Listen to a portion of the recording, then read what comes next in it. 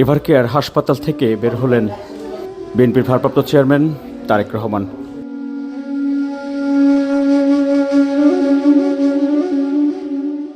মা বেগম খালেদা জিয়ার শেষ সময়ে হাসপাতালে তার পাশেই ছিলেন তারেক রহমান সহ পরিবারের অন্য সদস্যরা।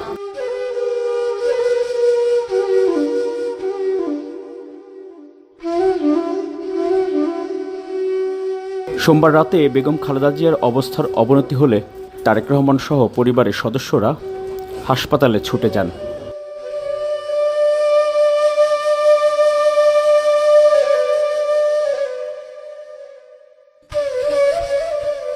সারা রাত মায়ের শয্যা পাশেই ছিলেন তারেক রহমান।